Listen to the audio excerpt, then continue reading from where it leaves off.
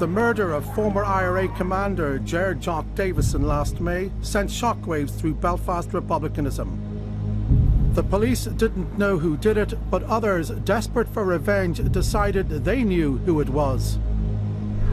3 weeks ago, they shot Kevin McGuigan dead in front of his wife. This time, the police had suspects in mind. We believe that members of the Provincial IRA have been involved, along with others, in the murder of Mr. McGuigan. At issue is the IRA back and in the business of murder. A political crisis has ignited which threatens to pull down the Stormont administration. Business will not be as usual. There will be no further meetings of the Northern Ireland Executive. We're being told that the future of the Assembly is at stake.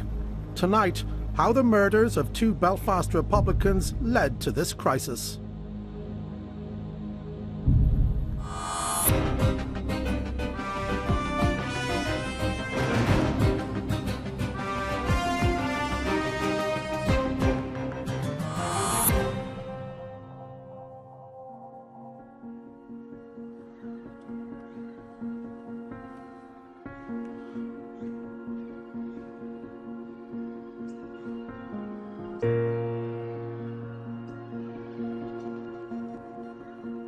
A man's been shot dead in Belfast city centre.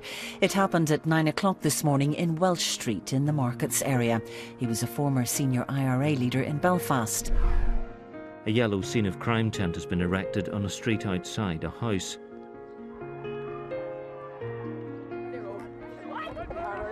There were reports of distressing and emotional scenes as word of the murder spread among relatives and neighbours.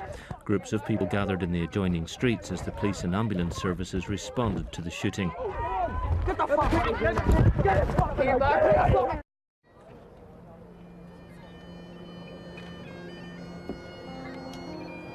The killing of Gerard Jock Davison was no ordinary murder. It was an appalling moment for his family, but it had shocking significance for others, because the 47-year-old community worker was no ordinary civilian. He had been, multiple sources have confirmed, the commander of the IRA in Belfast as recently as 10 years ago. He had been close to the very top of the Republican movement.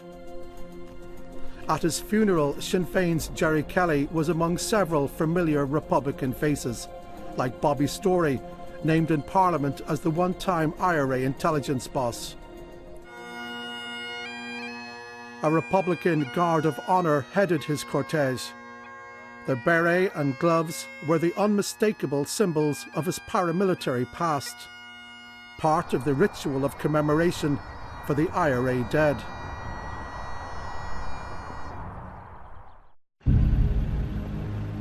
A man has been shot dead in East Belfast. He's been named as Kevin McGuigan Sr., a well-known Republican. Within minutes of the shooting, heavily armed police were arriving in the Short Strand, throwing a security cordon around where the attack happened. It was just before 9 o'clock that the victim was shot in Comber Court.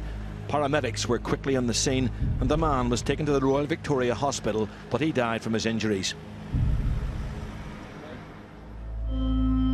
Kevin McGuigan had also been in the IRA. Like Davison, he'd been jailed, and like Davison, according to associates and Republican sources, he had killed for the IRA. But no IRA funeral for him. GEA players provided the Guard of Honour, and there was no beret, no gloves. A former Lord Mayor was the lone Sinn Féin representative. This was the funeral of a private citizen, only the tricolour hinting at his IRA past.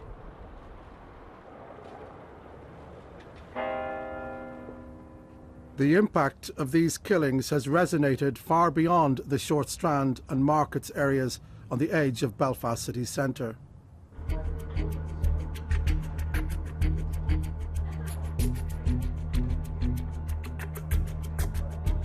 When the police said they believed IRA members were involved in Kevin McGuigan's murder, it set off a chain reaction, which now threatens the very existence of the Stormont Assembly. We must get rid of paramilitary organisations and indeed the criminality which goes around them. The origins of this particular crisis go back decades to the relationship between two men who grew up a stone's throw from each other in the markets. Jock Davison was 6 years younger than Kevin McGuigan, but they had plenty in common, attending the same schools and both graduating into the IRA. Davison received a 2-year sentence for terrorist offences while still a teenager in the mid-1980s. Kevin McGuigan was also jailed at the time. I met Kevin McGuigan in the Hates Blacks of Lancaster when we were both IRA prisoners. I liked Kevin. He was a straight-laced IRA volunteer, very proud of his IRA membership. He was arrested around 1986. Him and another man were charged with kidnapping a member of the Territorial Army. Kevin McGuigan was convicted and spent 6 years in jail. Afterwards, he returned to the IRA. The ceasefire of 1994 was meant to bring an end to IRA killings, but the organisation remained intact.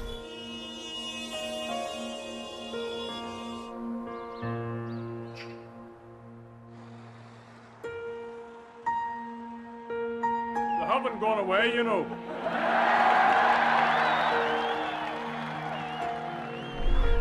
Gerry Adams was speaking the truth. The IRA continued to kill, but under the cover name of Direct Action Against Drugs. The police say at least 4 men walked up to the vehicle and several shots were fired.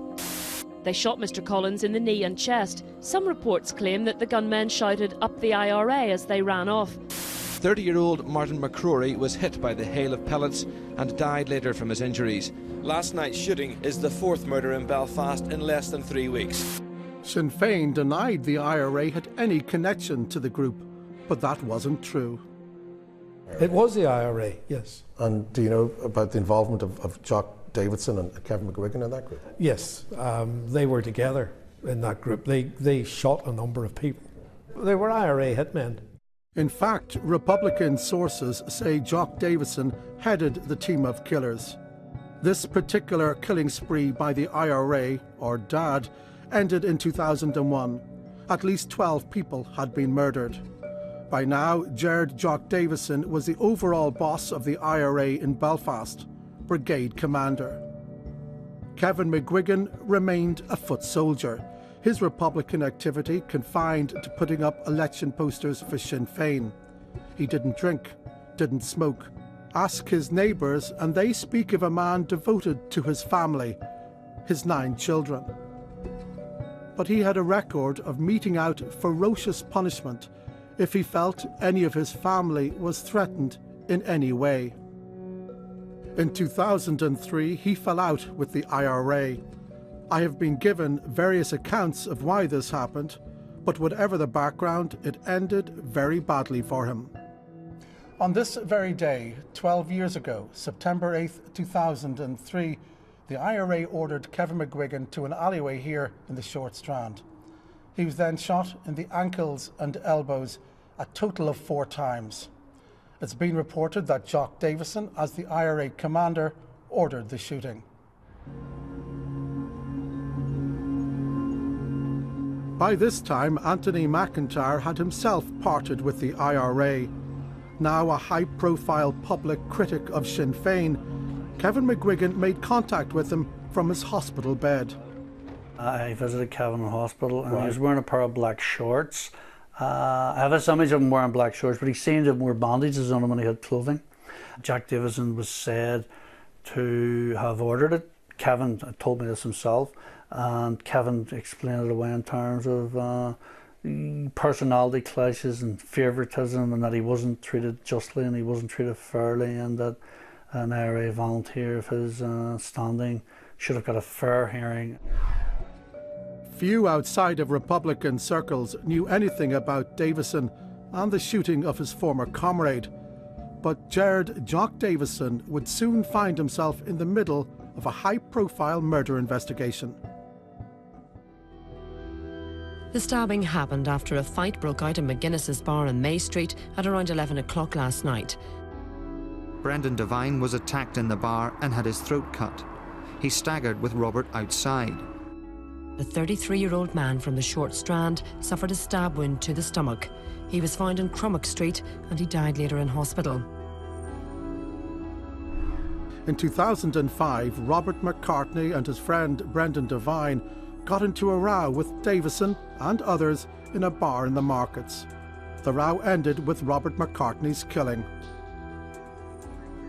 Robert's sister, Catherine, says if Davison hadn't been in the pub that night, her brother would be alive today. She says he gave the signal that led to her brother's death. The key role that he played was in giving the order that Robert and Brendan were to be murdered. The order was a hand gesture across the throat. It was because of his position in the IRA he was able to give the order, and the people then followed the order. So yes, I blame Jock Davison for that. Davison denied this, but after the killing, the IRA organised a clean-up to get rid of any evidence. That night when the IRA got the call of what had happened in the markets, they had a choice. Do we go in and do we cover it up, and do we use all our political might to ensure that nobody's brought to boot for this? And they chose the latter. Now they don't only do that if you're important, and Jock obviously was very important. Initially, the IRA said it was not involved in the killing, before admitting that some of its members had been at the centre of events. 3 men were charged with various offences, but no one was convicted. Jock Davison was never charged with any offence. That summer, the IRA formally ended its war. Ex-Republican prisoner Shana Walsh read the IRA statement. The leadership of Hogan Ahern has formally ordered an end to the armed campaign. This will take effect from 4 p.m. this afternoon. All IRA units have been ordered to dump arms. All volunteers have been instructed to assist the development of purely political and democratic programs through exclusively peaceful means.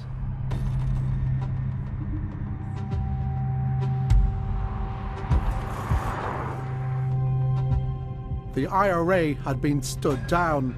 All the killing was supposed to stop. But it didn't.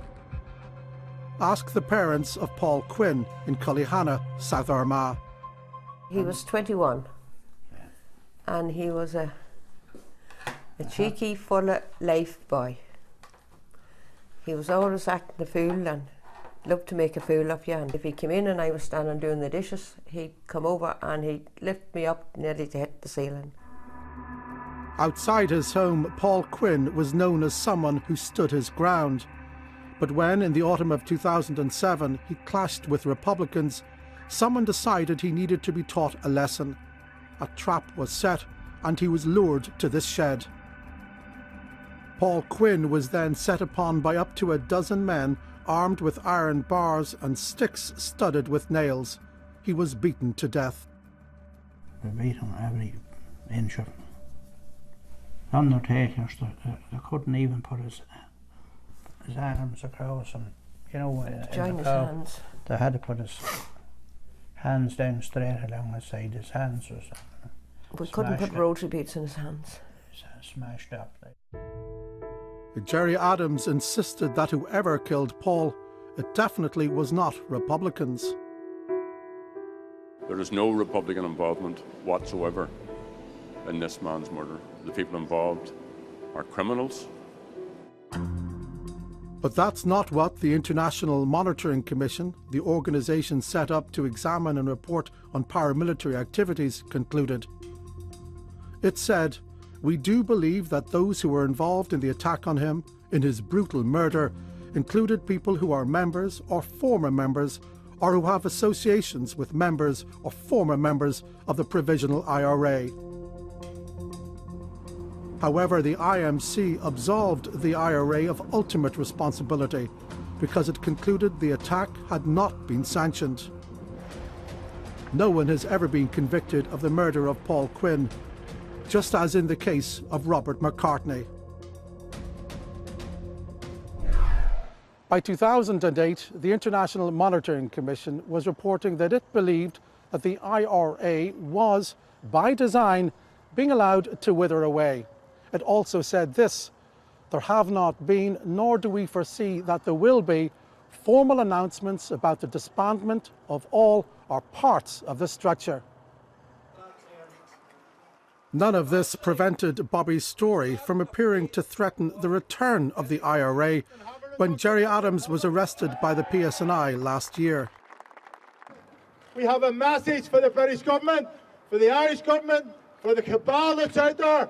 We ain't going away, you know.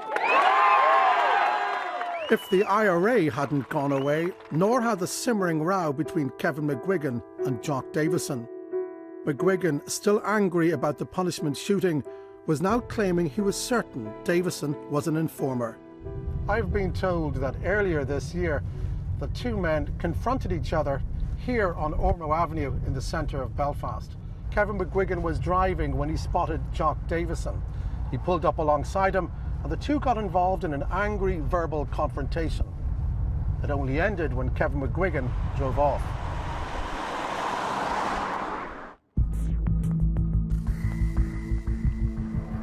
The murder of Gerard Jock Davison 4 months ago on the 5th of May unleashed a frenzy of shock and anger.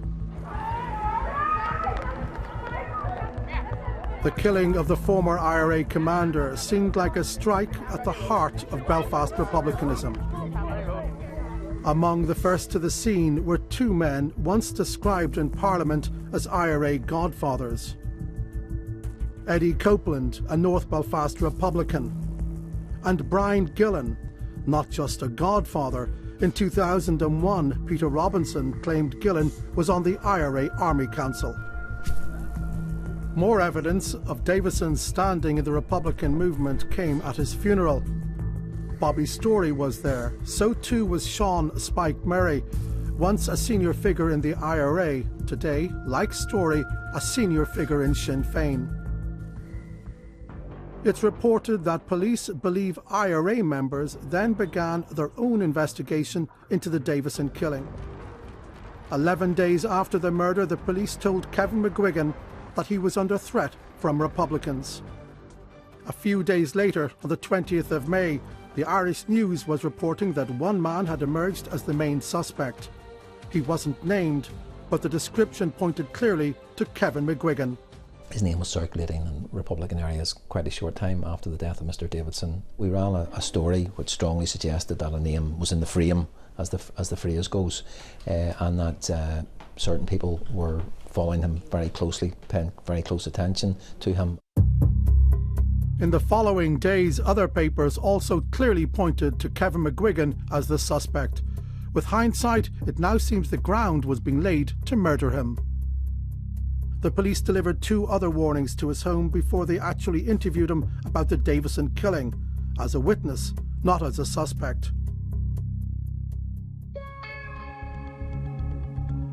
On Wednesday evening, the 12th of August, Kevin McGuigan was shot dead outside his home in the Short Strand. Kevin McGuigan and his wife Dolores drove into this cul-de-sac shortly before 9 o'clock. They parked the car just about here before getting out and making their way to the family home just over there. At the very same time, 2 masked men, both carrying handguns, rushed up from behind. Dolores spotted them and shouted a warning, but it was too late. The men began firing. Kevin McGuigan was hit. He fell just inside the gate to the family home. An eyewitness then described what she called an execution. She said the 2 gunmen stood over Kevin McGuigan, arms outstretched, and fired again and again.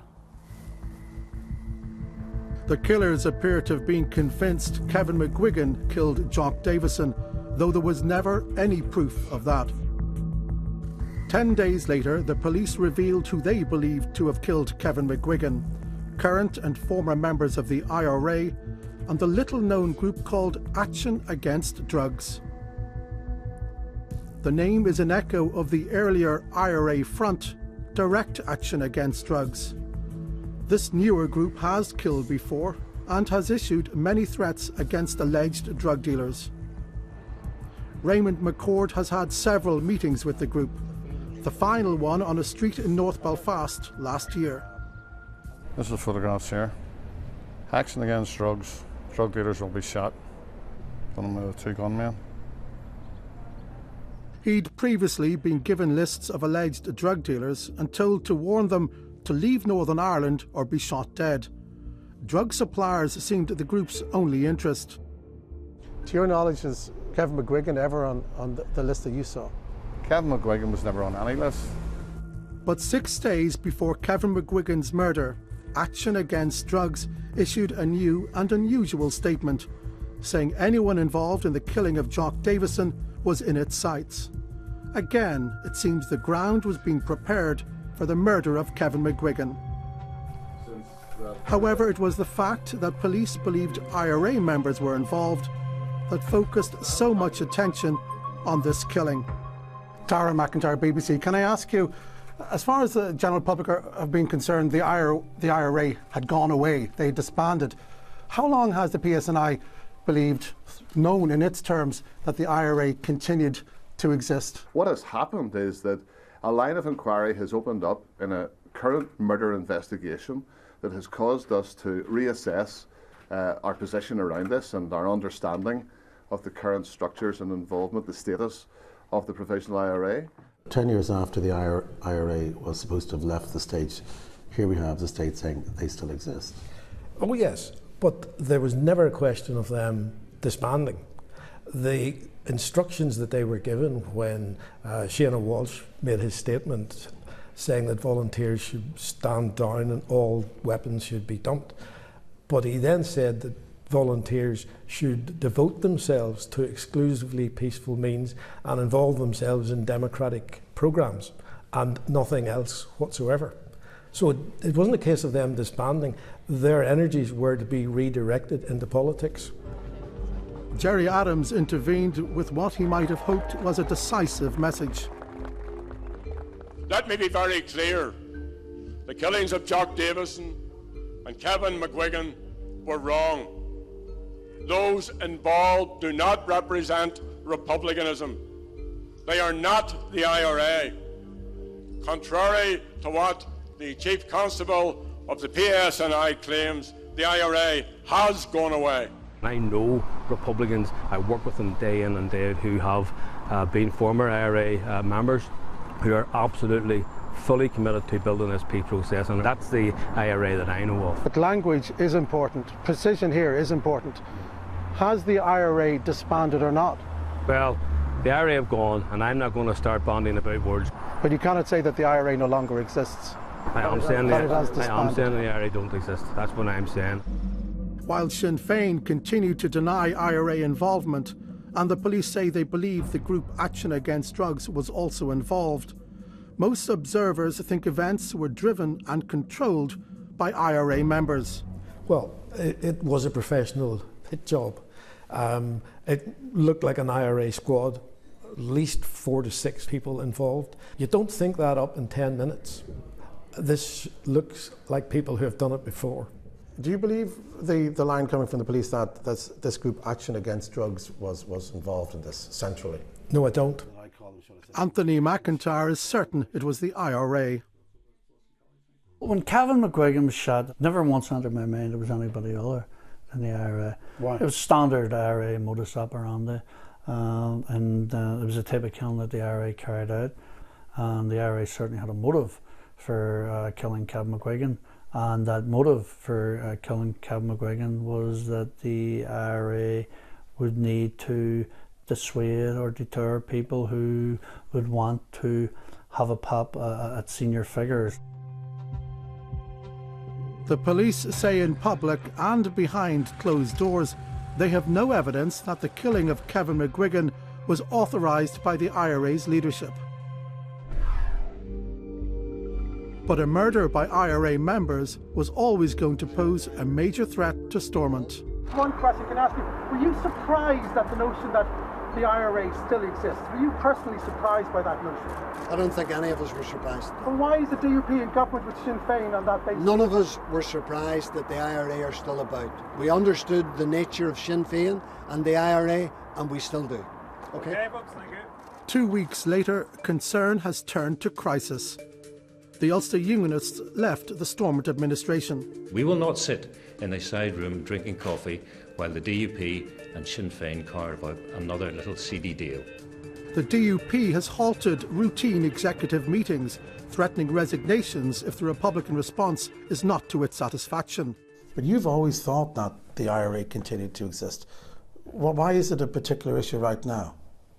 Well, because somebody's dead. But that then means that the fact that the IRA continued to exist of itself wasn't an issue for you. No, the position was that every chief constable and every IMC report for a period of years indicated that the organisation of the IRA continued to wither away. That's the phrase they used. But they never said disbanded. They said wither away 7 years ago. Now, if something is withering away 7 years ago, you would expect it to be dead and buried 6 years ago. Nobody has said what George Hamilton said in the aftermath of a murder. That's why the organisation of the IRA has to be dismantled. Talks sponsored by the British and Irish governments began today. With the dispute over welfare reform still unresolved, this latest crisis has clearly raised the stakes. Let's be very honest about it. We have to accept, and I acknowledge that on this programme, that we are moving into a period here which could be the life or death of these political institutions. I don't want that. And in all of our discussions, not least in the last number of days, we've made it very clear. We want these institutions to work. We don't want them just to survive. We want them to work. And that's what we're committed to doing, because if they fail, I think we have to say to ourselves, will they return anytime soon? And that, I think, leaves a big question mark. Can the political process survive with an IRA still in existence, supporting peace, but with members who reserve the right to kill people like Kevin McGuigan? What police and many Republicans agree on is that the provisional IRA of today is a much changed organisation. It's a shadow structure. It's withdrawn very deep into itself. It exists for an entirely different purpose than it previously did. It's no longer at war with the British state. The PSNI has refused to say if an Army Council still exists, but one part of the IRA framework almost certainly does. It's called the IRA Executive, a group of as many as 12 senior IRA people, veterans, who sit above the Army Council as the official trustees of the IRA's organisation and the guardians of its rulebook. One man, who asked not to be identified, but who has held a prominent role in the Republican movement, told me that by definition, if the IRA remains, then the IRA Executive does too. My source said he understood that instead of the original military structure, the IRA now relies on a network of individuals, and their role is to maintain a presence rather than carry out attacks. According to Republican sources, that network of individuals in Belfast was centrally involved in avenging Jock Davison. They suggest the go-ahead to kill Kevin McGuigan was given by one man reported to have held a top IRA rank. They insist the current IRA leadership did not sanction the killing. But did the leadership know an attack was planned, and was it unable or unwilling to stop it? Meanwhile, in the Short Strand, real fear and real tensions remain. Police have now told 3 other members of the extended McGuigan family that they are under threat from Republicans. The family can only hope the bloodletting is ended.